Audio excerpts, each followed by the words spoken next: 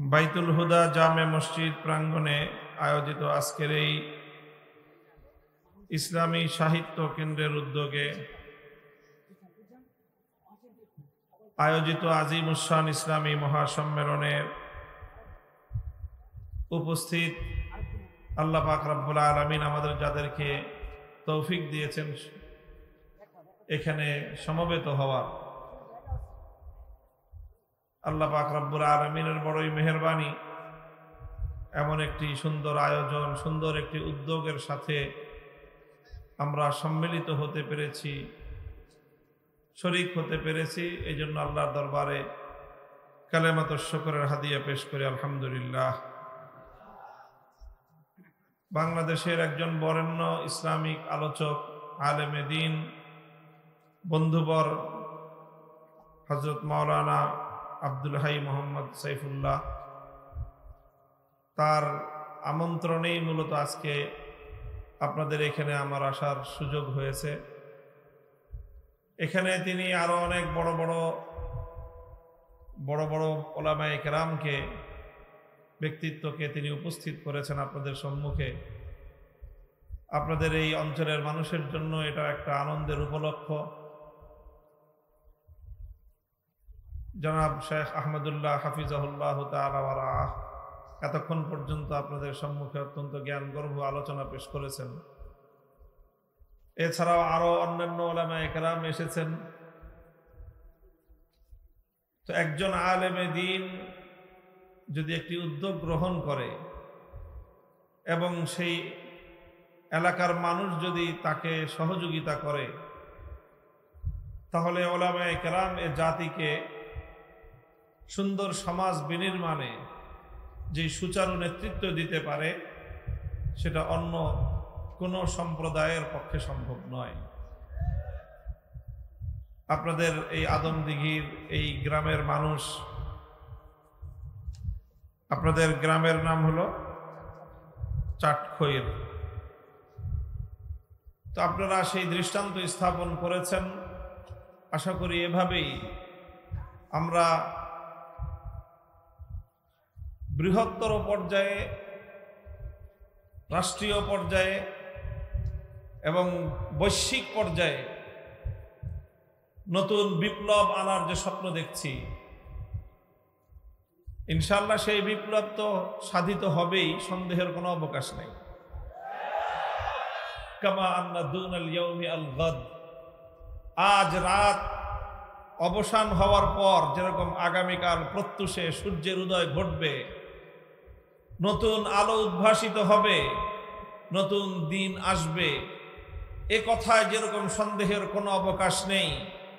সারা পৃথিবী জুড়ে বিস্তৃত বর্তমান এই জাহেলিয়াতের কবর রচিত হয়ে তার ধ্বংসস্তূপের উপর ইসলামের বিজয়ের পতাকা উড়বে।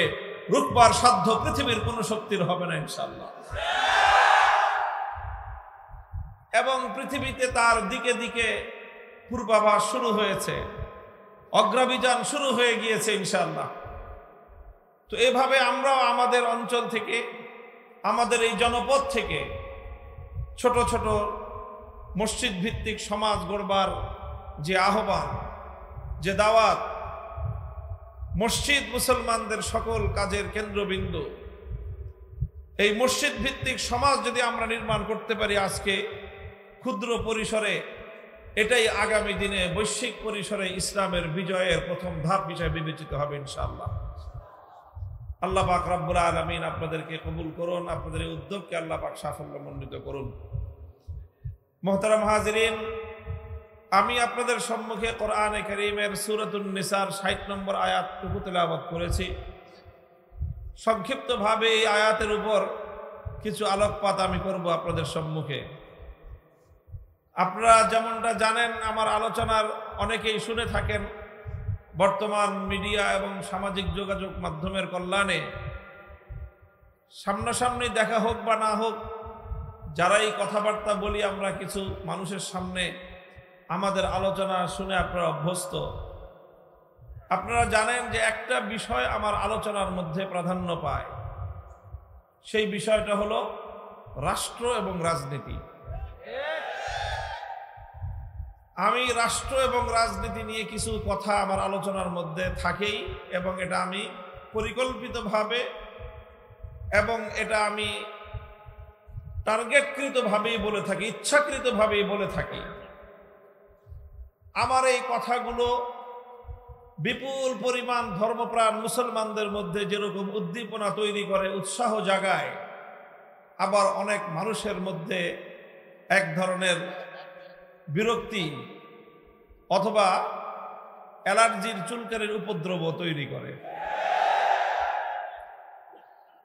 আমাদের সমাজে কিছু মানুষের মধ্যে পশ্চিমা জাহিলিয়াত, ইসলাম বিরোধী পশ্চিমা যে সমাজ ব্যবস্থা, ইহুদিবাদী যে বিশ্ব ব্যবস্থা তৈরি করা হয়েছে, তারা মানুষের মধ্যে, বিশেষ করে মুসলমানদের মধ্যে পর্যন্ত এইরকম একটা মনোভাব সৃষ্টি করতে চেষ্টা করেছে এবং অনেকাংশে তারা সফল হয়েছে। সেটা হলো যে কোরআনের কথা বলবেন, ধর্মের কথা বলবেন, নামাজের কথা বলবেন, রোজার কথা বলবেন, হজ যাকাতের কথা বলবেন, পর্দা পুশিদার কথা বলবেন, হুজুররা সব কিছু বলবেন, কিন্তু রাজনীতি নিয়ে কোনো কথা বলবেন না। এই যে কথাটা, যে অর্থাৎ রাজনৈতিক বিষয় নিয়ে কোনো কথা বলতে গেলে আলেম ওলামাদের কাছ থেকে রাজনীতির কোনো কথা এক শ্রেণীর মানুষ শুনতে চায় না। শুনতে তো চাইবে দূরের কথা, বলতে চাইলে কণ্ঠ চেপে ধরবার চেষ্টা করা হয়। এটার বিরুদ্ধে আমাদের লড়াই, এই জাহিলিয়াতের বিরুদ্ধে আমাদের যুদ্ধ, এই জাহিলিয়াতের বিরুদ্ধে সংগ্রাম করে এই জাহিলিয়াতকে উৎখাত করাটাই হলো আমাদের মঞ্জিলে মাকসাদ।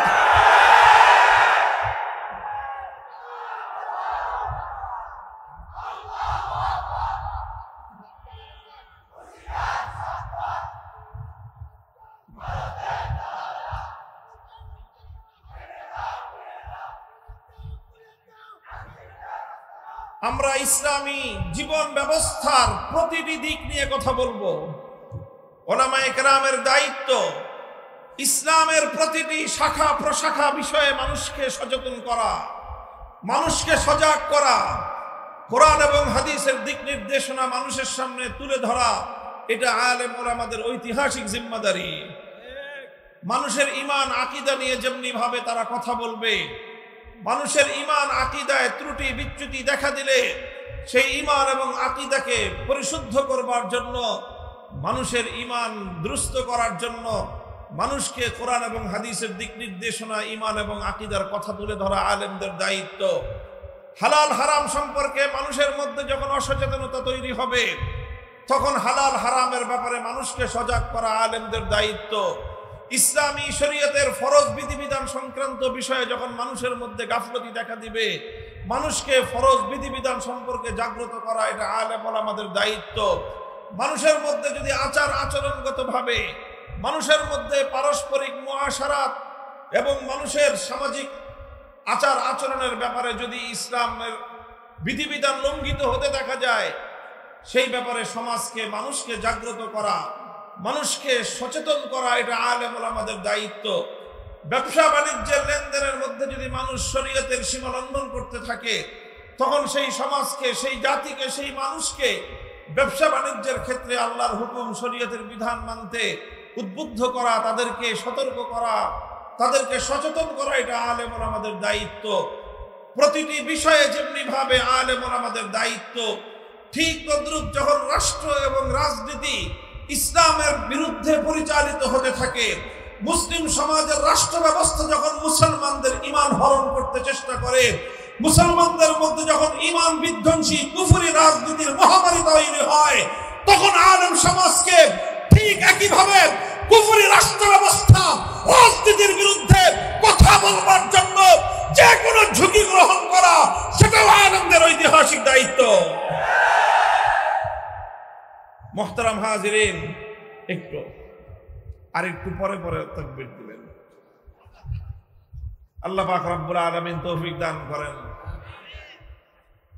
দেখেন, কথা প্রসঙ্গে কথা চলে আসে, কিছু কথা বলতে গেলে অনেক রাজনৈতিক প্রসঙ্গ আসবে। মূলত আমরা কোরআনে কারীমের প্রতিটি জীবন দর্শন যেরকম মানুষের সামনে তুলে ধরি, কোরআনে কারীমের এবং ইসলামের অন্যতম একটি গুরুত্বপূর্ণ বিধান হলো ইসলামের রাজনৈতিক দর্শন, ইসলামের রাষ্ট্র ব্যবস্থা, ইসলামের রাজনৈতিক মতবাদ, সেই কথাগুলো মানুষের সামনে বলতে হয়। আমার একটা ছোট্ট অ্যানালাইসিস হলো, আমার ছোট্ট একটা পর্যবেক্ষণ হলো, বর্তমানে মুসলিম বিশ্বের মধ্যে বিশেষ করে আমাদের দেশে নানাভাবে মানুষের ঈমান, আমল, আকীদা নানাভাবেই ক্ষতিগ্রস্ত হচ্ছে। নানাভাবে সিনেমা, নভেল, নাটক ইত্যাদির মাধ্যমে মুসলমানদের ক্ষতি হচ্ছে, তবে মুসলমানদের আমলের ক্ষতি হয়। চুরি, ডাকাতি, ছিনতাইয়ের মাধ্যমে মুসলমানদের ক্ষয়ক্ষতি হয়, মুসলমানদের সহায় সম্পদের ক্ষতি হয়। মাদকের করাল গ্রাস গোটা সমাজকে ছেয়ে নিচ্ছে, মাদকের দ্বারা মুসলমানদের আমল নষ্ট হয়, মাদক গ্রহণ করলে আমল নষ্ট হয়। সমাজে নানা ধরনের শিরক বেদআতের অনেক কার্যকলাপ পরিচালিত হচ্ছে, এই সমস্তের দ্বারা সমাজ মুসলমানদের সুন্নতের উপর আমলের যেই বিধিবিধান সেটা ক্ষতিগ্রস্ত হয়। তবে সবচেয়ে বেশি ভয়ঙ্কর যেই প্রবণতা মুসলমানদের মধ্যে পরিচালিত, যেটার দ্বারা মুসলমানদের ঈমান নষ্ট হয়, তার মধ্যে সবচেয়ে উল্লেখযোগ্য বিষয় হলো বর্তমান প্রচলিত পশ্চিমা রাজনীতি ব্যবস্থা। সেই রাজনীতির মাধ্যমে সবচেয়ে বেশি মুসলমানদের ঈমান হরণ হয়। অথচ এই বিষয়ে আমরা অনেকটাই নীরব দর্শকের ভূমিকা পালন করি। আল্লাহ পাক রব্বুল আলামিন এই রাজনৈতিক আক্রমণ থেকে মুসলমানদের ঈমান এবং আমলকে হেফাজত করেন। মুহতারাম হাজিরিন, এই যে একটা রাজনৈতিক পট পরিবর্তন বাংলাদেশে ঘটেছে, 16 বছরের ফ্যাসিবাদ, স্বৈরতন্ত্র, এই দেশের মানুষের বুকের উপর চেপে বসা একটা জগদ্দল পাথর আল্লাহ পাক রব্বুল আলামিনের সাহায্যে অপসারিত হয়েছে। এদেশের মানুষ মুক্ত বাতাসে নিঃশ্বাস গ্রহণ করার সুযোগ পেয়েছে। ফালিল্লাহিল হামদু আলা যালিক। আমরা আল্লাহ পাকের শুকরিয়া আদায় করি। এখন একটা নতুন আলোচনা, নতুন একটা কথা আসতেছে, এই বিদায়ী ফ্যাসিবাদী। আর কথা রাগঢাক রেখে বলে লাভ কি, আওয়ামী লীগের কথাই বলতেছি। এখন অনেকে বলতেছে যে নতুন একটা আওয়ামী লীগ, পরিশুদ্ধ একটা আওয়ামী লীগকে বাংলাদেশে রাজনীতিতে আনার দরকার। অনেকে এটা আমরা বিরোধিতা করতেছি বা অনেকেই বিরুদ্ধাচরণ করতেছে। ইনসাফের কথা হলো যে অন্য সকলের যেরকম রাজনীতি করার অধিকার আছে, আওয়ামী লীগ যদি রাজনীতি করতে চায় তার আগে তাদেরকে বাংলাদেশের মানুষের রক্তের দাম চুকাইতে হবে। যতগুলো মানুষের, নিরপরাধ মানুষের রক্ত ঝরিয়েছে তারা, এই সব রক্তপাতের বিচার হোক। যথাযথভাবে বিচার হওয়ার পর এরপরে যদি কিছু আওয়ামী লীগ অবশিষ্ট থাকে তারা রাজনীতি করুক, আমাদের কোনো আপত্তি নেই। তবে আমি যতটুকু দেখেছি 2009 সাল থেকে নিয়ে 2024 সাল পর্যন্ত, মধ্যখানে 2013 সালের শাপলা চত্বর, 2021 সালের ব্রাহ্মণবাড়িয়ার শহীদ শাহাদাতের ঘটনা, এই সকল শাহাদাত এবং এই হত্যাযজ্ঞের সঙ্গে জড়িত মানুষগুলোকে যদি যাচাই বাছাই করে বিচারের কাঠগড়ায় দাঁড় করানো হয়, বাংলাদেশের কোনো একটা ইউনিয়ন ওয়ার্ড পর্যায়ের আওয়ামী লীগের কোনো নেতা অবশিষ্ট থাকবে বলে আমার মনে হয়। 2013 সালে 5ই মে যখন শাপলা চত্বরে রাতের গভীরে নবী প্রেমিক তৌহিদি জনতার বুকের উপর বুলেটের আঘাতে, বুলেটের বৃষ্টি বর্ষণ করা হয়, সেই ঘটনার প্রত্যক্ষদর্শী ছিলাম আমরা, তার প্রত্যক্ষ আক্রমণের শিকার ছিলাম আমরা। রাতের বেলায় হত্যাযজ্ঞ তো হয়েছেই, এরপরে সকালে যখন এইরকম মানুষগুলো গুলিবিদ্ধ হয়ে, ক্ষতবিক্ষত হয়ে, রক্তাক্ত হয়ে, এই মানুষ হাজার হাজার লক্ষ মানুষের জনতা যখন এইভাবে শাপলা চত্বর থেকে আমরা বিচ্ছিন্ন হয়ে গেলাম, যে যেদিকে পারলো জীবন নিয়ে পালিয়ে গেল। বহু মানুষ রাস্তায় রাস্তায় দেখেছি আহত অবস্থায়, কাউকে দুজন পাজাকোলা করে নিয়ে যাচ্ছে, কাউকে ভর দিয়ে নিয়ে যাওয়া হচ্ছে। অসংখ্য অগণিত মানুষ এভাবে যে যেদিকে পেরেছে চলেছে। রাজধানী ঢাকার এমন কোন হাসপাতাল অবশিষ্ট ছিল না যে হাসপাতালগুলোতে আহত মানুষগুলো গিয়ে আশ্রয় না নিয়েছে। প্রতিটি হাসপাতালে কিছুক্ষণের মধ্যেই দুর্বৃত্ত, সেই সময়কার ক্ষমতাসীন দলের দুর্বৃত্তরা প্রতিটি হাসপাতালে গিয়ে রেড দিয়েছে এবং কোথাও কোনো হাসপাতালে শাপলা চত্বরের আহত সেই নবী প্রেমিক জনতা চিকিৎসা গ্রহণ করবার সুযোগ পর্যন্ত পায় নাই। হাসপাতালগুলোতে গিয়ে সেই আহত অর্ধমৃত মানুষগুলোর উপর নতুন করে টর্চার চালানো হয়েছে। বাংলাদেশের কোথাও কোনো bus stand, rail station, launch station, কোনো একটা স্টেশন এমন অবশিষ্ট ছিল না যেখানে শাপলা চত্বর থেকে নবী প্রেমিক জনতা যখন নেমেছে, স্থানীয় গুন্ডা পান্ডা নিয়ে আওয়ামী নেতারা তৌহিদি জনতার উপর হামলা না চালিয়েছে। এরপরে 2024-এর জুলাই আগস্টে ওপেন সারা দুনিয়ার মানুষের কাছে অজস্র অগণিত প্রমাণ, শুধু বাংলাদেশের মিডিয়া নয়, সামাজিক যোগাযোগ মাধ্যম, আন্তর্জাতিক পর্যায় পর্যন্ত, জাতিসংঘ পর্যন্ত সকলের কাছে তার প্রত্যক্ষ দৃষ্টান্ত বিদ্যমান। অসংখ্য অগণিত বুলেটের আঘাত এবং প্রতিটি তৃণমূল পর্যায়ের ছাত্রলীগ, যুবলীগ, আওয়ামী লীগের নেতারা তারা ওপেন খোলা মাঠে বন্দুক নিয়ে, রিভলভার নিয়ে ছাত্র জনতার বিরুদ্ধে, তৌহিদি জনতার বিরুদ্ধে বুলেটের আঘাত ছুড়ে মেরেছে। এইভাবে যদি বিচার করা হয়, এই সকল ডকুমেন্টসগুলোর উপর ভিত্তি করে যদি জুলাই হত্যাকাণ্ড, 2021-এর হত্যাকাণ্ড, 13 সালের হত্যাকাণ্ডের যদি বিচার করা হয়, তাহলে একজনে বলেছে 300 আসনে নির্বাচন করার প্রার্থী পাওয়া কঠিন হবে আওয়ামী লীগের। এরপরে যদি পাওয়া যায় করুক নির্বাচন। যদি এই সব বিচার হওয়ার পরে যদি আওয়ামী লীগ রাজনীতি করতে চায় করুক। আমি দেখেন এই সমস্ত কথাগুলি বলা আমার উদ্দেশ্য নয়, পরের যে কথাটা এখন বলতেছি সেটা বলা হলো আমার উদ্দেশ্য। আওয়ামী লীগ যদি রাজনীতি করতে চায় করবেন।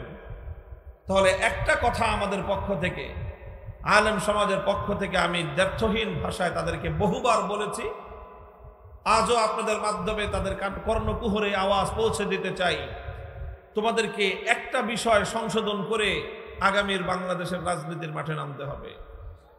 সেই বিষয়টা হলো যে আওয়ামী লীগের লোকজনের একটা স্বভাব, তারা মুসলমানরা নামাজ পড়ে, নামাজ নিয়ে আমাদের সঙ্গে তাদের খুব একটা বিতর্ক নাই, রোজা রাখে বিতর্ক নাই, ঈদের নামাজ নিয়ে বিতর্ক নাই, জানাজার নামাজ নিয়ে বিতর্ক নাই, অন্যান্য ধর্মীয় কর্মকাণ্ড নিয়ে বিতর্ক নাই।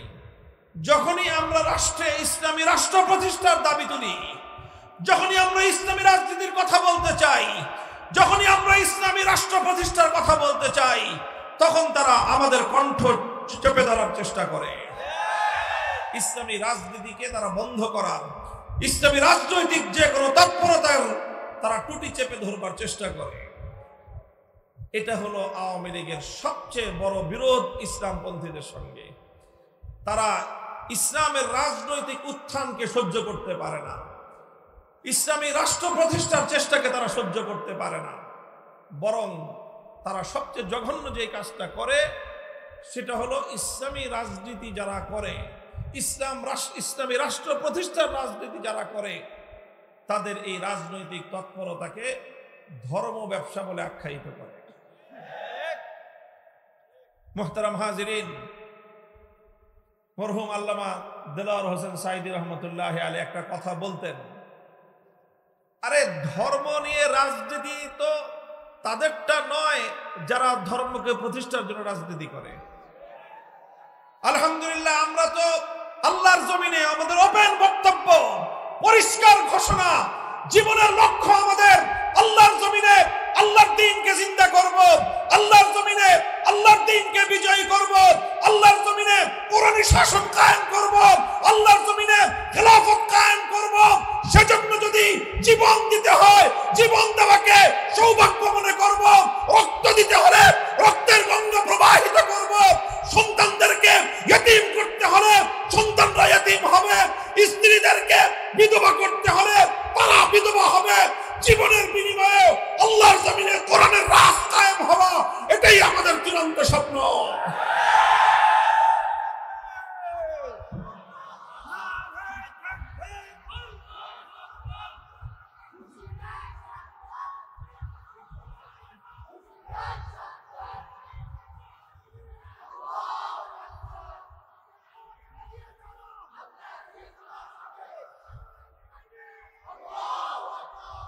এটা তো আমাদের পরিষ্কার কথা। আমরা আমাদের সব কিছুর বিনিময়ে হলেও আল্লাহর জমিন, আল্লাহর দ্বীনকে বিজয়ী করতে চাই, কোরআনের রাজ কায়েম করতে চাই, ইসলামী শাসন ব্যবস্থা প্রতিষ্ঠা করতে চাই। আল্লাহর এই জমিনকে আল্লাহর আইন দ্বারা আমরা শাসিত, শাসন এবং পরিচালনা করতে চাই। আল্লাহর পক্ষ থেকে আমাদেরকে যে খেলাফতের মহান জিম্মাদারি দেওয়া হয়েছে, সেই খেলাফতের দায়িত্বে সারা পৃথিবীতে আমরা আল্লাহ পাক রব্বুল আলামিনের খেলাফতের শুনানি শাসন ফিরিয়ে আনতে চাই। আমাদের এই কথার মধ্যে কোনো রাগঢাক নাই, কোনো রাগঢাক নাই, কোনো গোপনীয়তার কিছু নাই। এটা আমাদের ওপেন চ্যালেঞ্জ, আমরা এটাই করতে চাই। কাজেই আমরা কোরআনের জন্য জীবন দিতে প্রস্তুত। আমরা কোরআনকে তেলাওয়াত করি, আমরা আল্লাহর কোরআনকে জানার চেষ্টা করি, কোরআনের জ্ঞান অর্জন করার চেষ্টা করি, কোরআনের আহ্বান মানুষের কর্ণকুহরে পৌঁছে দেওয়ার পয়গাম নিয়ে আমরা দুনিয়াতে ফেরি করি এবং আল্লাহর কোরআনের সমাজ বিনির্মাণ করবার জন্য, কোরআনের রাজ গড়বার জন্য আমরা আমাদের জীবনকে বাজি লাগাই। এটা আমাদের স্বপ্ন, এটা আমাদের সাধনা, এটাই আমাদের জীবন, এটাই আমাদের মরণ। কাজেই এটা আমাদের ব্যবসা না, এটা আমাদের জীবন। আল্লাহর কোরআন কায়েম করার রাজনীতি করা আমাদের ব্যবসা নয়, এটা আমাদের জীবন, এটাই আমাদের সাধনা। এটার জন্যই আমরা বাঁচি, এটার জন্যই আমরা মরতে চেষ্টা করি।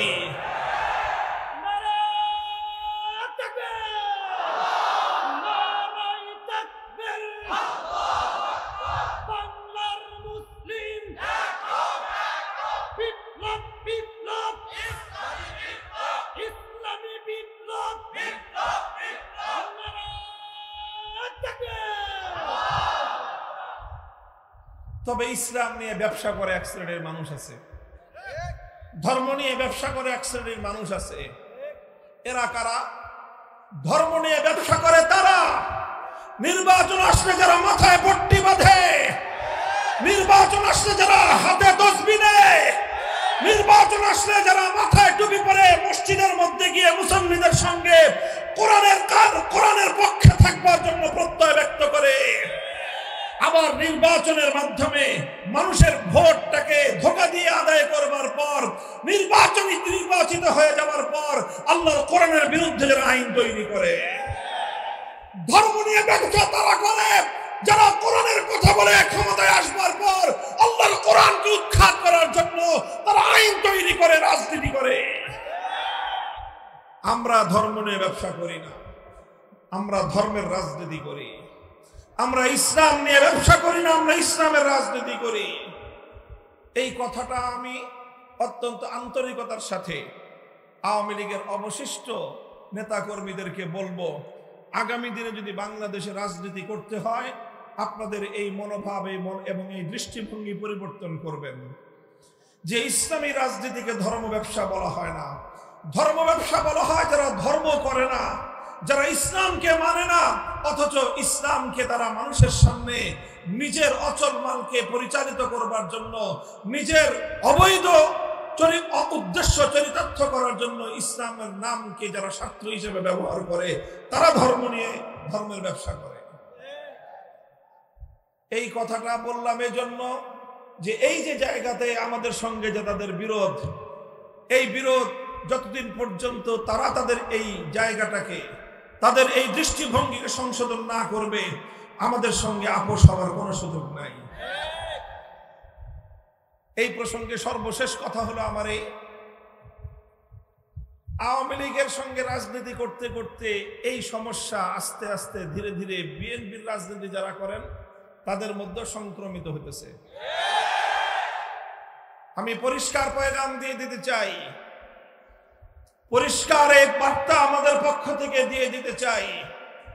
যদি আমাদের রাজনৈতিক দর্শন নিয়ে, আমাদের কোনো পদক্ষেপ নিয়ে, আমাদের কোনো ভূমিকা নিয়ে আপনাদের কোনো আপত্তি থাকে সমালোচনা করবেন, কিন্তু ইসলামী রাজনীতিকে ধর্ম ব্যবসা বলে কটাক্ষজনক আপনাদের কেউ না করে। যদি আপনাদের কোনো নেতা, আপনাদের কোনো দায়িত্বশীল ইসলামী রাজনীতিকে যদি ধর্ম ব্যবসা বলে কটাক্ষ করার চেষ্টা করে, আপনাদের সঙ্গে আওয়ামী লীগের মতো আচরণ করতে আমরা দুইবার ভাববো না।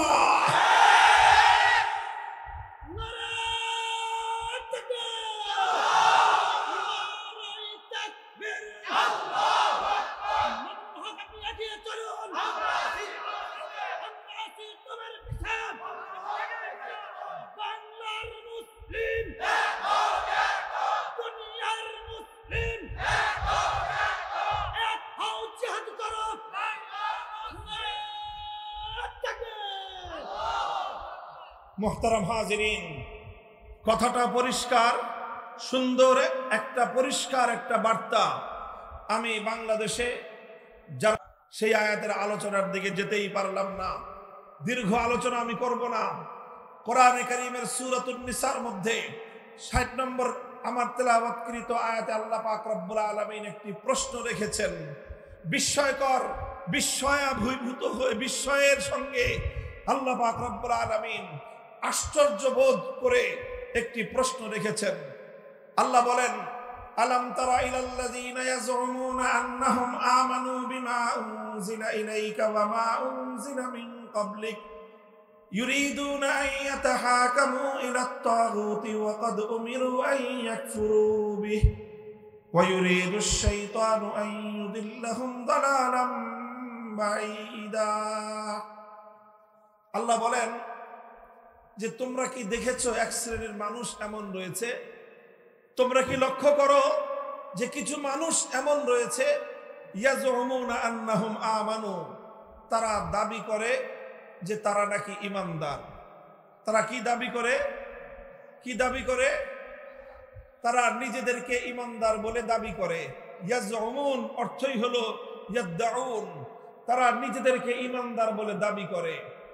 অথচ আল্লাহর কোরআন বলতেছে, অথচ ইউরিদুনা আন ইয়াতাহাকামু ইলাত তাগুত ওয়া ক্বাদ উমিরু আন ইয়াকফুরু বিহি, নিজেদেরকে তারা ঈমানদার বলে দাবি করে, অথচ তারা তাগুতের কাছে বিচার চায়, তারা তাগুতের কাছে ফয়সালা জানতে চায়, তারা তাগুতের সিদ্ধান্ত জানতে চায়। অথচ আল্লাহর পক্ষ থেকে সমস্ত মানব জাতিকে স্পষ্ট বার্তা দিয়ে দেওয়া হয়েছে যে তোমরা তাগুতকে অস্বীকার করো।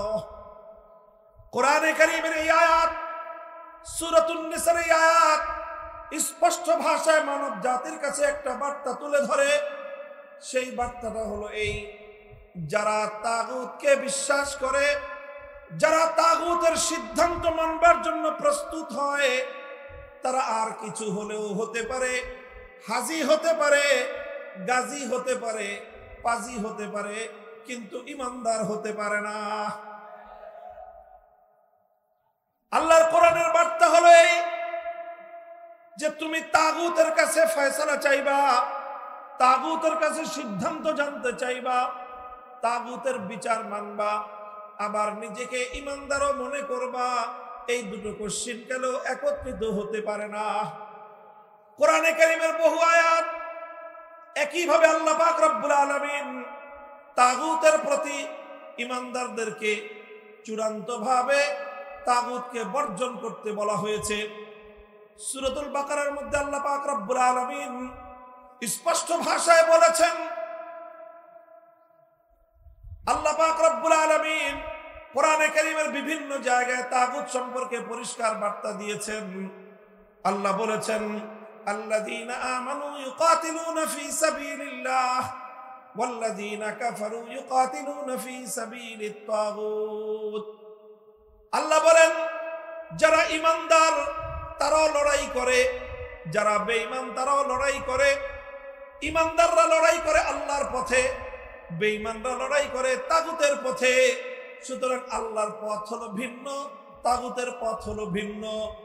আলো এবং অন্ধকার যেমন একাকার হতে পারে না, আসমান আর জমিন যেমন একত্রিত হতে পারে না, ঠিক তেমনি ভাবে আল্লাহর উপর বিশ্বাস এবং তাগুতের উপর আস্থা বিশ্বাস, এই দুটো কোশ্চেনকালেও একত্রিত হতে পারে না।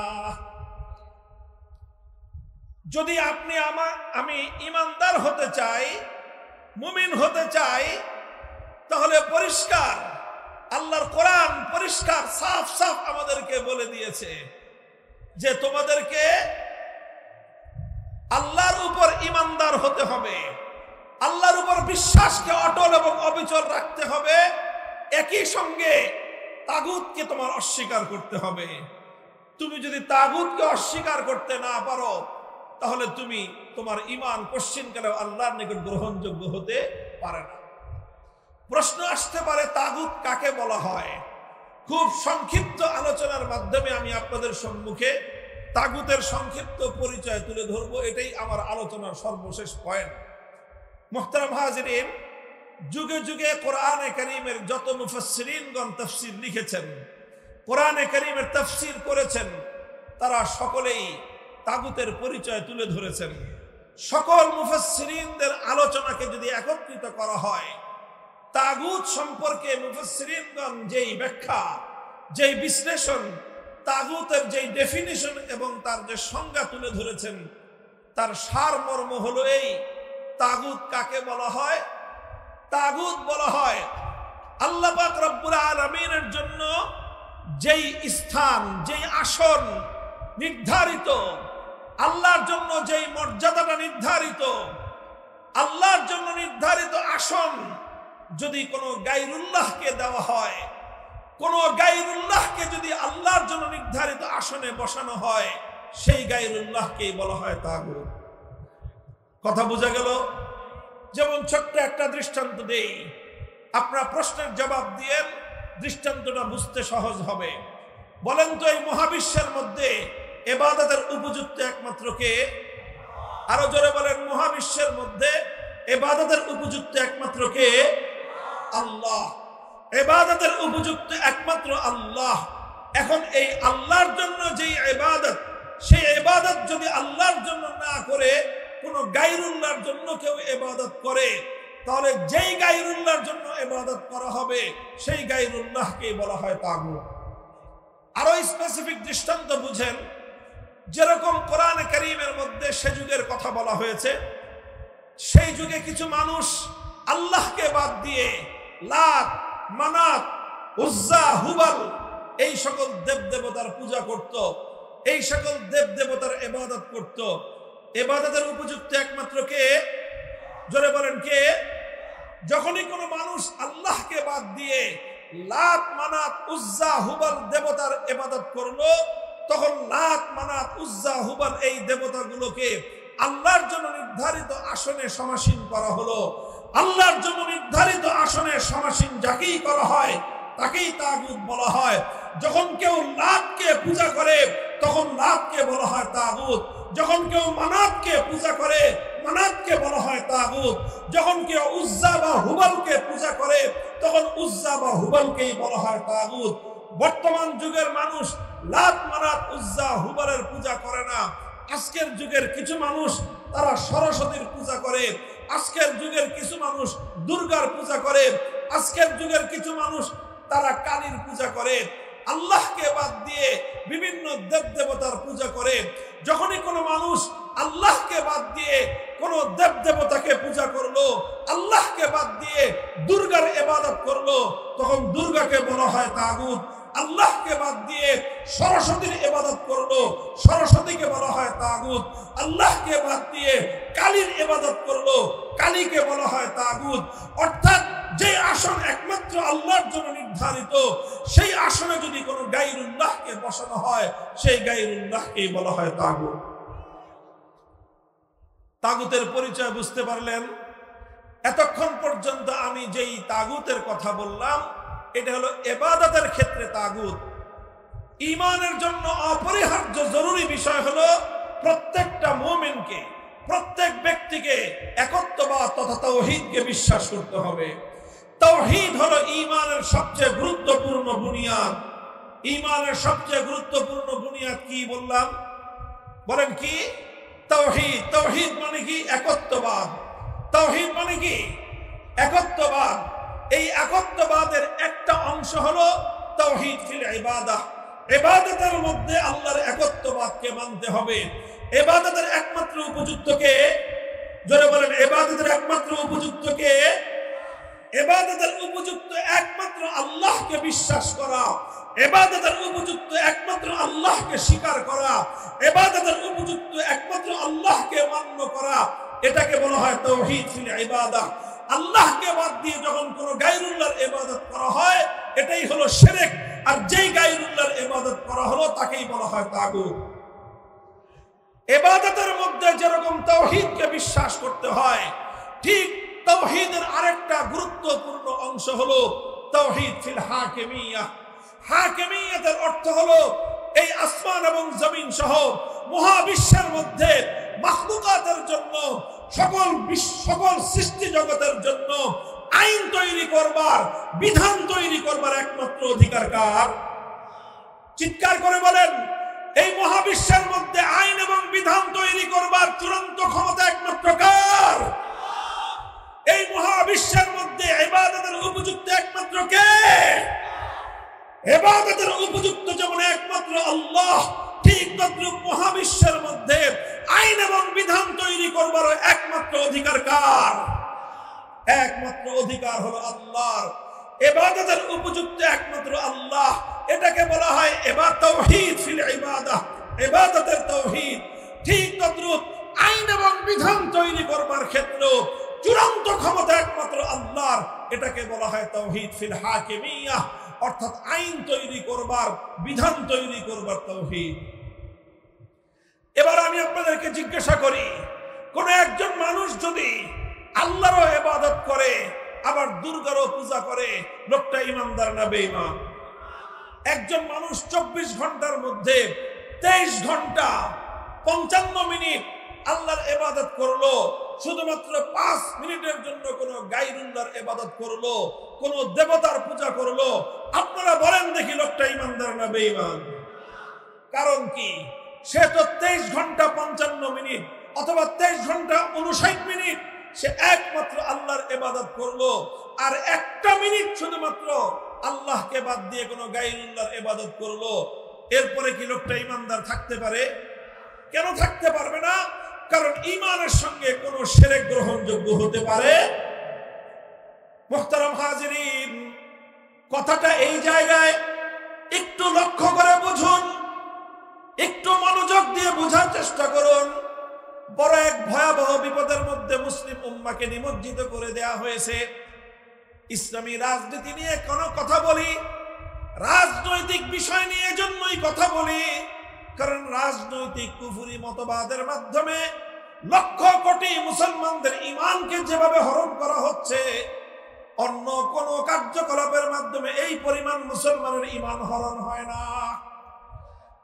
বন্ধুগণ, আমার বাংলাদেশের কোন একজন মুসলমান 1 মিনিটের জন্য, 1 মুহূর্তের জন্য কোন একটা দেবতার পূজা করবে, কোন মুসলমান সেটা দেখে বরদাস্ত করতে পারে না। কারণ প্রত্যেকটা মুসলমান এই কথা জানে যে ইবাদতের একমাত্র উপযুক্ত হলো আল্লাহ।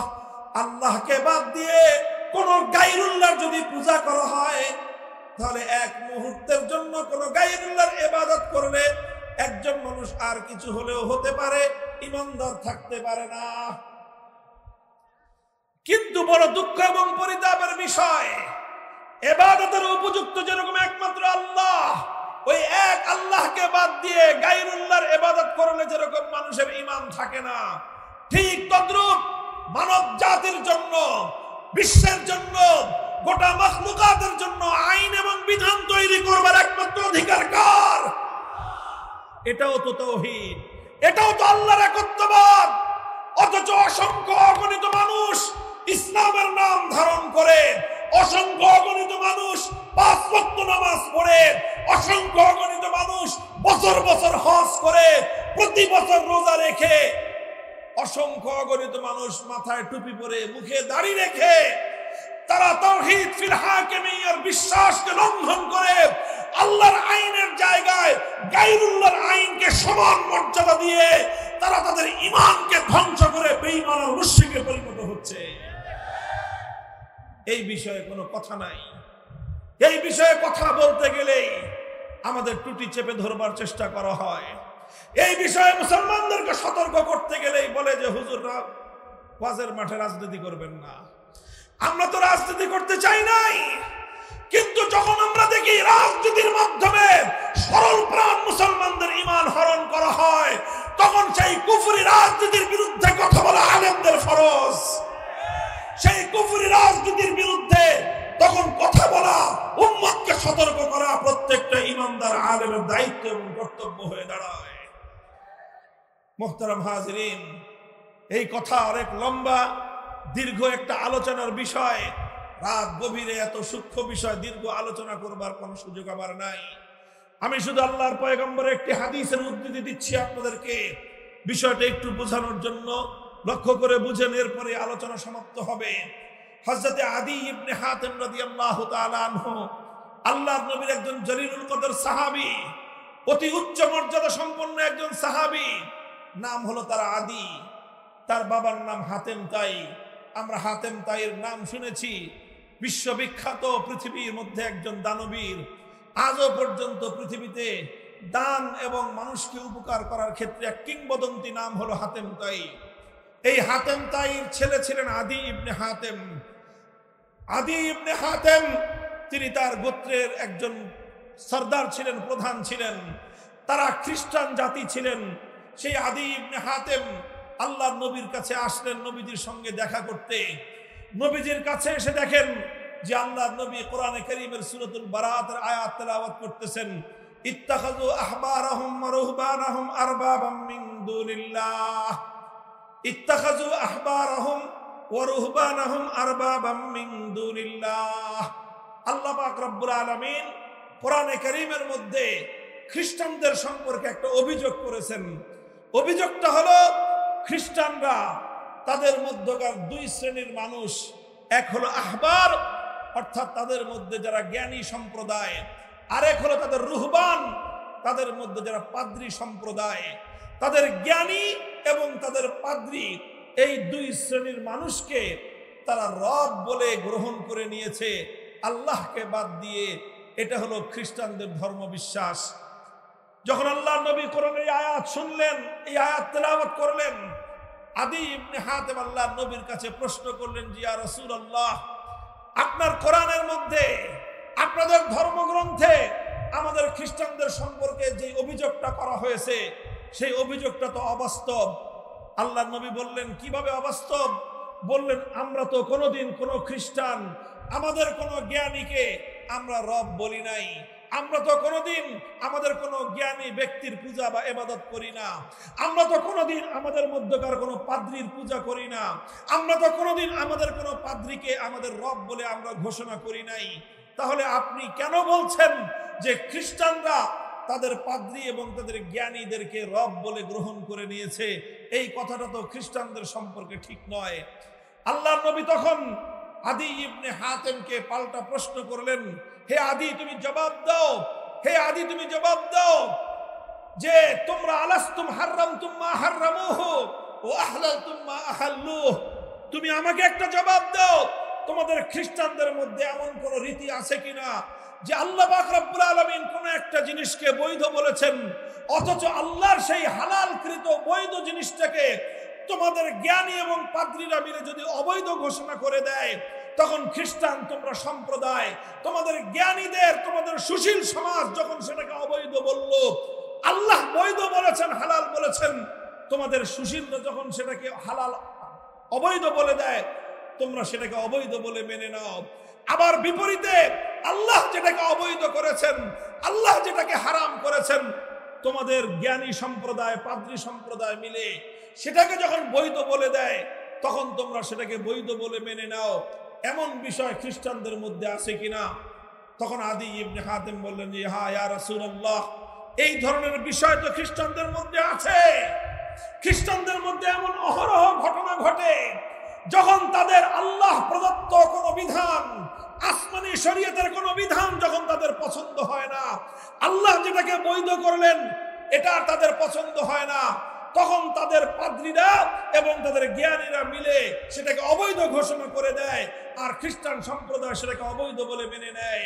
আবার যখন আল্লাহ যেটাকে অবৈধ করেছেন সেটা তাদের করতে মনে চায়, তখন তাদের জ্ঞানী এবং তাদের পাদ্রী সম্প্রদায় বলে বসে তারা একটা আইন পাশ করে দেয় যে এখন থেকে এটা বৈধ। তখন গোটা খ্রিস্ট সম্প্রদায় সেটাকে বৈধ বলে মেনে নেয়। এই বিষয়টা আছে। আল্লাহ রসুল তখন বললেন ফাতিলকা ইবাদাতুহুম, হে আদি তুমি মনে রেখো কোনটা মানুষের জন্য বৈধ হবে, কোনটা অবৈধ হবে, কোনটা আইনসম্মত হবে, কোনটা বেআইনি হবে, সেটা নির্ধারণ করবার চূড়ান্ত ক্ষমতা একমাত্র আল্লাহর। দুনিয়ার কোন মানুষ আল্লাহ পাক রব্বুল আলামিনের কোন বৈধকে অবৈধ ঘোষণা করতে পারে না। আল্লাহর কোন অবৈধকে দুনিয়ার কোন মানুষ বৈধ ঘোষণা করতে পারে না।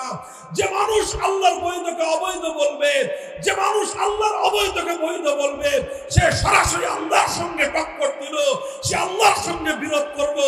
এই পৃথিবীতে সে হলো সবচেয়ে বড় তাগুত।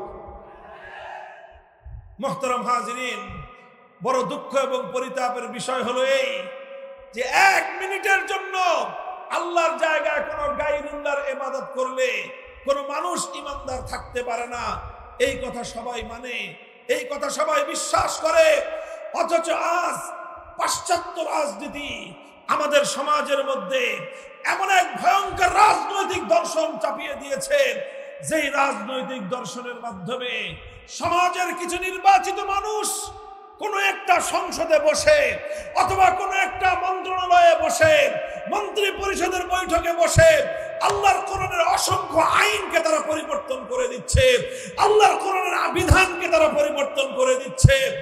আর হাজার হাজার লক্ষ লক্ষ মানুষ টুপি পরে নামাজ পড়ে, অথচ আল্লাহর কোন আইনকে যখন পরিবর্তন করে দেয়া হয় তখন তারা সকলেই সেই মানুষের বানানো আইনকে আল্লাহর আইনের পরিবর্তে তারা মেনে নেয়। ও দোস্ত, পৃথিবীতে এর চেয়ে বড় শিরক আর কিছুই হতে পারে না। মুহতারাম হাজিরিন, আখেরি পয়গাম আপনাদের কাছে এটাই বলতে চাই, পৃথিবীতে মুসলমানদের মধ্যে অভিশাপ ছিল না। 600 বছর পর্যন্ত পৃথিবী মুসলমানরা শাসন করেছে। কোনদিন কোন মুসলিম জাতির মধ্যে এমন চিন্তাও কেউ করে নাই যে আল্লাহর আইনকে পরিবর্তন করে মানুষ কোন আইন তৈরি করতে পারে। সর্বপ্রথম মুসলমানদের মধ্যে অভিশাপ তৈরি হয়েছে। অভিশাপ দেখা দিয়েছে চেঙ্গিস খানদের মাধ্যমে, হালাকু খানদের উত্তরসূরিদের মাধ্যমে। তাতারিরা চেঙ্গিস খানের উত্তরসূরি, সেই বর্বর তাতারি মঙ্গোলীয়রা যখন মুসলমানদের বাগদাদকে ধ্বংস করে, মুসলমানদের এলাকাগুলোকে দখল করে নেয়, সেই এলাকায় সর্বপ্রথম তারা আল্লাহর আইন উৎখাত করে আল্লাহর আইনের পরিবর্তে চেঙ্গিস খানের বানানো আইন দিয়ে তারা সমাজকে শাসন করতে আরম্ভ করে। সর্বপ্রথম মুসলমানদের উপরে অভিশাপ চাপিয়ে দেয় কারা? মঙ্গোলীয় তাতারিরা। যখন এই অভিশাপ মুসলমানদের উপর চেপে বসে, এই বিপদ যখন মুসলমানদের উপর চেপে বসে, মুসলমানদের আলেম সমাজ, মুসলমানদের নেতৃত্ব লক্ষ লক্ষ মানুষের রক্তের বিনিময়ে, শাহাদাতের বিনিময়ে এই চেঙ্গিসি ফিতনা আল্লাহর আইনের পরিবর্তে মানুষের বানানো আইনকে মোকাবেলা করার জন্য, মুসলিম সমাজ থেকে উৎখাত করার জন্য তারা অবিরাম সংগ্রাম করেছেন। শাইখুল ইসলাম ইবনে তাইমিয়া রাহমাতুল্লাহি আলাইহি, যার নাম আজ উচ্চারণ করা হয় আরবে এবং আজমে, যেই শাইখুল ইসলাম ইবনে তাইমিয়ার নাম উচ্চারণ না করে দুনিয়ার মুসলিম উম্মাহ আজ এক কদম সামনে চলতে পারে না। সেই ইবনে তাইমিয়া রাহমাতুল্লাহি আলাইহি তার জীবদ্দশায় এই তাতারিদের মোকাবেলা করতে গিয়ে জীবনের দীর্ঘ একটা সময় কারারুদ্ধ থেকেছেন। 6 বার তিনি কারারুদ্ধ হয়েছেন। কারাগারের অন্ধকার প্রকোষ্ঠে তার জীবনের গুরুত্বপূর্ণ সময়, অধিকাংশ সময় অতিক্রান্ত হয়েছে। সব জুলুম সহ্য করেছেন, সমস্ত ত্যাগ আর কুরবানি হাসি মুখে বরণ করে নিয়েছেন, কিন্তু আল্লাহর আইনের পরিবর্তে মানুষের বানানো আইনকে এক মুহূর্তের জন্য মেনে নেন নাই। অনেক ত্যাগ আর কোরবানির মাধ্যমে এক সময় তাতারিদের পতন হয়, অনেক তাতারিরা মুসলমান হয়ে যায়, বাকিরা উৎখাত হয়ে আবার মুসলমানদের উপর, সেই মুসলমানদের উপর থেকে সেই বিপদ দূর হয়ে আবার আল্লাহর আইন এবং আল্লাহর শাসন, আল্লাহর কোরআনের শাসন ফিরে আসে। এইভাবে চলতে চলতে সেই মুসলমানদের সালতানাতে ওসমানিয়ার সময় পর্যন্ত, মুসলমানদের সালতানাতে ওসমানিয়া এবং এই ভারতবর্ষের মোগল সাম্রাজ্য সময় পর্যন্ত আইন চলতো একমাত্র কার? শাসন করত মুসলমান, শাসন করত শাসক, শাসন করত রাজা বাদশাহ, আইন চলতো কার? এভাবেই চলছে মুসলমানরা। যখন 1757 সালে সর্বপ্রথম এই ব্রিটিশ বর্ষ, এটা যখন এই ভারতবর্ষকে ব্রিটিশরা দখল করে, মুসলমানদের রাজত্বকে দখল করে, ব্রিটিশরা যখন তাদের গোলামী জিঞ্জির দিয়ে জাতিকে বন্দী করে নেয়, তখন তারা সবচেয়ে বড় যেই বিপদটা মুসলমানদের কাঁধের উপর চাপিয়ে দিয়েছিল, তাদের স্বাধীনতা কেড়ে নিয়েছে, দেশ কেড়ে নিয়েছে, সম্পদ কেড়ে নিয়েছে। এটা বড় বিপদ ছিল না, বরং সবচেয়ে বড় বিপদ ছিল ব্রিটিশরা। তারা মুসলমানদের সমাজ থেকে আল্লাহর আইন, আল্লাহর কোরআনের আইন, শরীয়তের আইনকে উৎখাত করে ব্রিটিশ প্রবর্তিত আইন মুসলমানদের উপর চাপিয়ে দেয়। মুহতারাম হাজরিন, 190 বছর পর্যন্ত ব্রিটিশদের মোকাবেলা করা হয়েছে, সংগ্রাম করা হয়েছে, যুদ্ধ করা হয়েছে, জিহাদ করা হয়েছে, ব্রিটিশদেরকে উৎখাত করা হয়েছে। 1947 সালে 190 বছরের সংগ্রামের মধ্য দিয়ে ব্রিটিশদেরকে উৎখাত করা হয়েছিল। ব্রিটিশদের বানানো আইন দিয়ে আবার মুসলমানরা শাসিত হবে এজন্য নয়। ব্রিটিশরা উৎখাত হয়েছে 1947 সাল থেকে আজ 2025 সাল। কত বছর হয়? প্রায় 75 বছর, প্রায় 73 বছর। দীর্ঘ সময় বন্ধুগণ, এই দীর্ঘ একটা সময়, 78 বছর সময় অতিক্রান্ত হয়েছে। মুসলমানরা একটাই আক্ষেপ, যারা কোরআন বুঝেন, যারা হাদিস বুঝেন, ইসলামের ইতিহাস নিয়ে যারা স্টাডি করেন, আমাদের আক্ষেপ একটাই, 78 বছর আগে ব্রিটিশদেরকে আমাদের পূর্বপুরুষরা রক্তের বিনিময়ে, শাহাদাতের বিনিময়ে, অসংখ্য অগণিত মানুষের জীবনের বিনিময়ে যেই ব্রিটিশদেরকে বিতাড়িত করে আমরা আমাদের মাতৃভূমিকে স্বাধীন করেছিলাম, আমাদের মানচিত্র স্বাধীন হয়েছে, পতাকা স্বাধীন হয়েছে, কিন্তু জাতি হিসেবে আজও আমরা স্বাধীন হতে পারি না। বলবেন কেন জাতি হিসেবে স্বাধীন হতে পারলাম না? হে আমার জাতি, শুধু পতাকা, স্বাধীন পতাকা উড়লেই জাতি স্বাধীন হয় না, মানচিত্র স্বাধীন হলেই জাতি স্বাধীন হয় না। কিভাবে তুমি তোমাকে স্বাধীন ভাবো? আজও তোমার দেশের আদালত পরিচালিত হয় আল্লাহর কোরআনের আইন অনুযায়ী নয়, ব্রিটিশ প্রবর্তিত আইন অনুযায়ী। তুমি কিভাবে তোমাকে স্বাধীন ভাবো? আজও তোমার দেশের শাসন ব্যবস্থা পরিচালিত হয় আল্লাহ প্রদত্ত শাসন ব্যবস্থা অনুযায়ী নয়, বরং ব্রিটিশ প্রবর্তিত শাসন ব্যবস্থা অনুযায়ী আজও তোমার প্রশাসন চলে। আজও তোমার শিক্ষা ব্যবস্থা আল্লাহর কোরআনী শিক্ষা চলে না, ইসলামী শিক্ষা ব্যবস্থা দিয়ে তোমার দেশ চলে না, বরং ব্রিটিশ প্রবর্তিত শিক্ষা ব্যবস্থা দিয়ে আজও তোমার দেশ পরিচালিত হয়। আজও তোমার দেশের অর্থনীতি আল্লাহ প্রদত্ত অর্থ ব্যবস্থা দিয়ে চলে না, আজও তোমার অর্থনীতি ব্রিটিশ প্রবর্তিত সুদ ভিত্তিক অর্থ ব্যবস্থা দিয়ে পরিচালিত হয়।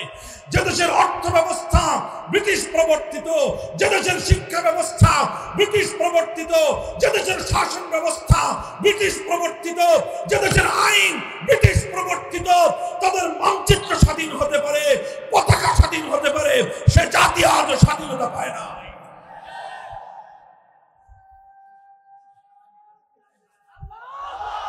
ভাই আমার আখেরি পয়গাম, জুলাই এবং আগস্ট বিপ্লবকে দ্বিতীয় স্বাধীনতা বললে কিছু মানুষ সহ্য করতে পারে না, অথচ জুলাই এবং আগস্টের বিপ্লবের মাধ্যমে প্রকৃত অর্থে বাংলার মানুষ নতুন করে স্বাধীনতা পেয়েছে। তবে আমি তার সঙ্গে যুক্ত করতে চাই, আমরা একবার 1947 সালে স্বাধীনতা পেয়েছিলাম ব্রিটিশের গোলামীর শেকল থেকে, আর একবার 71 সালে স্বাধীনতা পেয়েছিলাম পশ্চিম পাকিস্তানি স্বৈরাচারী খান পাঠানদের জুলুমের হাত থেকে। আবার 2024 সালে নতুন স্বাধীনতা পেয়েছি যুগের নব্য নেডি ফেরাউনের জুলুম এবং স্বৈরতন্ত্র থেকে। তবে শেষ যেই কথাটা, এই 3 স্বাধীনতার পরেও আজও আমরা পরিপূর্ণ স্বাধীনতা পাই না। বলবেন হুজুর 3টে স্বাধীনতা পাইলাম এরপরে পূর্ণ হয় নাই। আমি বলবো না, আজও আমরা পূর্ণ স্বাধীন হই নাই। হে মুসলমান,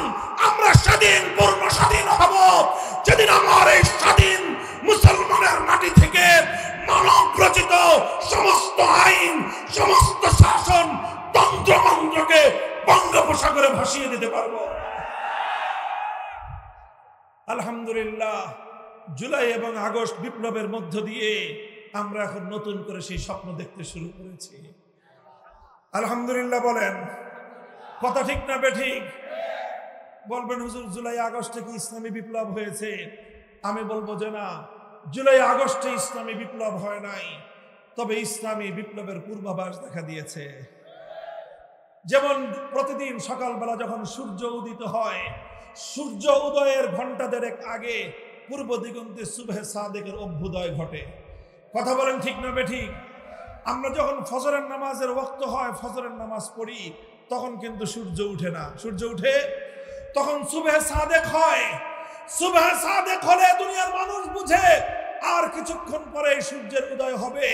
সমস্ত পাখিরা গান গেয়ে উঠে, সমস্ত পশু পাখি তারা কিচির মিচির করে উঠে, তারা দুনিয়ার মানুষকে আগমনী বার্তা শোনাতে আরম্ভ করে, হে মানুষ আর ঘুমিয়ে থেকো না, কিছুক্ষণ পরেই পূর্ব দিগন্তে সূর্যের উদয় হবে যাবে, তুমি ঘুমিয়ে থেকো না, জেগে উঠো, নতুন আলোকে তুমি স্বাগত জানাও। এর নামই হলো সুবহে জাদিদ, এর নামই হলো সুবহে সাদেক। আমি বলতে চাই, জুলাই এবং আগস্টের বিপ্লবে এদেশের তাওহীদি জনতা, কোরআন প্রেমী জনতা যেভাবে বুক টান করে জালিমের বিরুদ্ধে লড়াই করেছে, যেভাবে স্বৈরতন্ত্র এবং ফ্যাসিবাদের বিরুদ্ধে মোকাবেলা করেছে, এদেশে এতে সত্যপন্থী মানুষের বুকের মধ্যে সাহস জন্মেছে এবং এই সাহসকে পুঁজি করেই আগামীর বিপ্লব হবে ইসলামের বিপ্লব। আর এই বিপ্লবটা ছিল ইসলামী বিপ্লবের পূর্বাভাস। কিভাবে পূর্বাভাস বলি? ছোট্ট একটা সিমটম বলি। আপনারা লক্ষ্য করেছেন 5ই আগস্ট দুপুর 1টা থেকে 2টোর মধ্যে যখন গোটা বাংলাদেশের মানুষ জানতে পারলো লেডি ফেরাউন পালিয়েছে, গোটা বাংলাদেশে 1 ঘন্টার মধ্যে একটা ঐতিহাসিক ঘটনা ঘটেছে। সেই ঘটনাটা কি? টেকনাফ থেকে তেতুলিয়ায় ভাস্কর্য নামে মুসলমানদের জনপদে যত মূর্তি বানানো হয়েছিল, 1 ঘন্টার ব্যবধানে একটা মূর্তিও আস্ত থাকে নাই। সেটা যত দুর্ভেদ্য জায়গাতেই হোক না কেন, হাইকোর্ট, সুপ্রিম কোর্ট থেকে শুরু করে সেনানিবাস পর্যন্ত, রাজপথ থেকে শুরু করে একটা পাড়া এবং মহল্লার রাস্তার মোড় পর্যন্ত ভাস্কর্য নামক মুসলিম জনপদের শিরকের আখড়া সমস্ত মূর্তি ভেঙে গুড়িয়ে দেওয়া হয়েছে।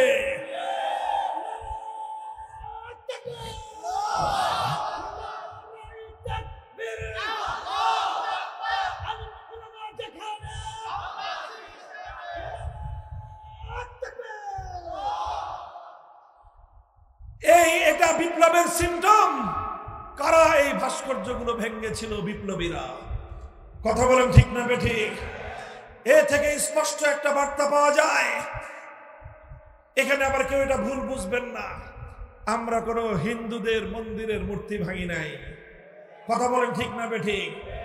কোন হিন্দুদের, সংখ্যালঘুদের মন্দির, তাদের বাসা বাড়িতে রক্ষিত কোন একটা মূর্তির গায়ে ফুলের টোকাও দেওয়া হয় নাই। আবার মুসলমানদের জনপদে বানানো কোন ভাস্কর্যজনক মূর্তি একটা আস্ত রাখা হয় নাই। এই জায়গাটা থেকে ইসলামের সৌন্দর্য এবং ইসলামের বিধান পরিষ্কার হয়। মুসলমানরা নিজেদের জনপদে কোন মূর্তিকে বরদাস্ত করে না, কিন্তু অন্য ধর্মাবলম্বীদের ধর্মীয় কোন সংস্কৃতির উপর একটা ফুলের টোকাও দেয় না। এটাই হলো ইসলামের সাম্প্রদায়িক সম্প্রীতির নজির। কথা বলেন ঠিক কিনা? আজ আবার স্পষ্ট পয়গাম, আমরা একথাই বলতে চাই, আমরা বাংলার মাটি থেকে, শাহজালালের পুণ্যভূমি থেকে, শাহ মখদুমের বাংলার মাটি থেকে শিরকের সমস্ত আখড়া যেভাবে আমরা উৎখাত করেছি, ইনশাআল্লাহ আগামীর একটা বিপ্লব হবে। সেই বিপ্লব হবে আল্লাহর জমিনে মানব রচিত সমস্ত আইনকে উৎখাত করে আল্লাহর কোরআনের আইন এদেশে বিজয়ী করা হবে, বিজয়ী করা হবে, বিজয়ী করা হবে ইনশাআল্লাহ।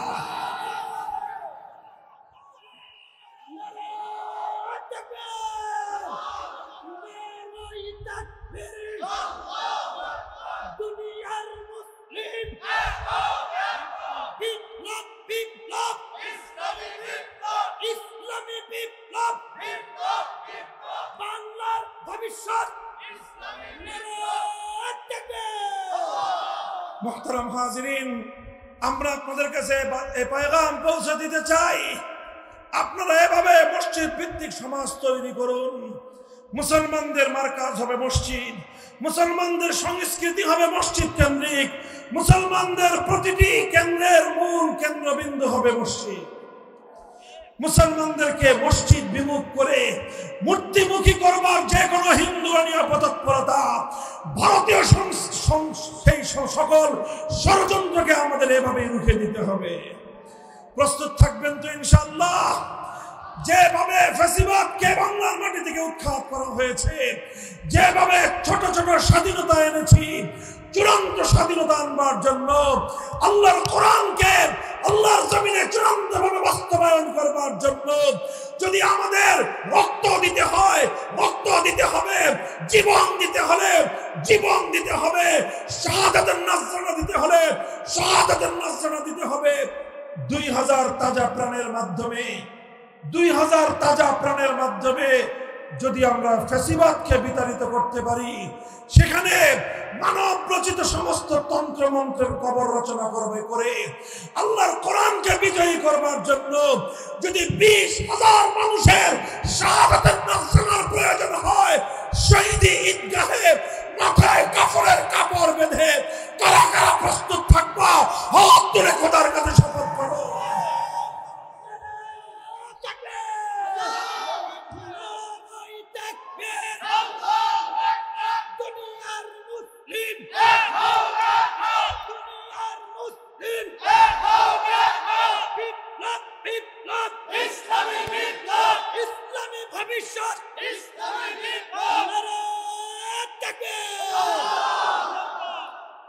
এগুলো শুধু মুখের কথার কথা না, শপথ অঙ্গীকার? কার সাথে? কার সাথে? আল্লাহ পাক রব্বুল আলামিন আমাদের শপথ বাস্তবায়ন করার, এই অঙ্গীকার রক্ষা করার তৌফিক দান করুন। আমাদের এই প্রাণপ্রিয় মাতৃভূমি, এটা আল্লাহর কোরআনের বাগান হোক। এই মাতৃভূমিতে আল্লাহর কোরআনের রাজ কায়েম হোক, আল্লাহর কোরআনের শাসন দ্বারা আমরা সকলেই শাসিত হই। সেই সোনালী দিনের স্বপ্ন রেখে, আহ্বান রেখে আমি আমার কথা শেষ করলাম। আল্লাহ পাক রব্বুল আলামিন আজকের এই মাহফিলকে কবুল করুন। ওয়া আখিরু দাওয়ানা আলহামদুলিল্লাহি রাব্বিল আলামিন। সুবহানাল্লাহি ওয়া বিহামদিহি সুবহানাল্লাহিল আযীম। আল্লাহুম্মা সাল্লি আলা মুহাম্মাদিন ওয়া আলা আলি মুহাম্মাদ কামা সাল্লাইতা আলা ইব্রাহিম ওয়া আলা আলি ইব্রাহিম ইন্নাকা হামিদুম মাজিদ। ইয়া হাইয়্যু ইয়া কাইয়্যুম বিরহমাতিকা নাস্তাগীস أصلح لنا شأننا كله ولا تكلنا إلى أنفسنا طرفة عين إله العالمين رب العالمين আয় আল্লাহ, আজকের মাহফিলকে আপনি কবুল এবং মঞ্জুর করে নিন। ইলাহুল আলামিন, হাজার হাজার মানুষ আপনার বান্দারা আপনার কোরআনের ভালোবাসায়, ইসলামের ভালোবাসায় দূর দূরান্ত থেকে ছুটে এসেছে। আল্লাহ, বাদ ভাঙ্গা জ্বরের মতো আপনার কোরআনের প্রতি মানুষের এই উৎসাহ উদ্দীপনাকে আয় আল্লাহ আপনি কবুল করে নিন। আয় আল্লাহ, এই উসিলায় আমাদের এই মাতৃভূমি থেকে সকল জাহিলিয়াতকে, আল্লাহ সকল তাগুতি ব্যবস্থাকে আপনি উৎখাত করে আয় আল্লাহ আপনার কোরআনকে আপনি এখানে বিজয়ী আদর্শ রূপে প্রতিষ্ঠিত করে দিন। ইলাহুল আলামিন রব্বুল আলামিন, উলামায়ে কেরামকে আল্লাহ হিম্মত দান করুন। আয় আল্লাহ, জাতি হিসাবে আমাদেরকে আল্লাহ আপনি এক এবং নেক করে দিন। সকল ষড়যন্ত্রের মোকাবেলা করবার তৌফিক এনায়েত ফরমান। আয় আল্লাহ, উম্মতে মুহাম্মাদিয়াকে আপনি মাফ করুন। আয় আল্লাহ, উম্মতকে আপনি কোরআন সুন্নাহর পথে ফিরে আসার তৌফিক এনায়েত ফরমান। ইলাহুল আলামিন, মাহফিলের আয়োজকদেরকে আপনি কবুল করুন। যারা সহযোগিতা করেছেন, সাহায্য করেছেন, যে যেভাবে অংশগ্রহণ করেছেন, আয় আল্লাহ প্রত্যেককে আপনি উত্তম বিনিময় নসিব ফরমান। ইলাহুল আলামিন রব্বুল আলামিন, অনেকে দোয়া চেয়েছেন দূর দূরান্ত থেকে, প্রবাস থেকে, এলাকা থেকে। আল্লাহ, বিশেষ করে অনেক মা বোনেরা দোয়া চেয়েছেন। আল্লাহ, প্রত্যেকের দিলের নেক মাকসাদকে আপনি পুরা করুন। আল্লাহ, ইলাহুল আলামিন রব্বুল আলামিন, আমাদের দোয়াকে আপনি কবুল করুন। রব্বানা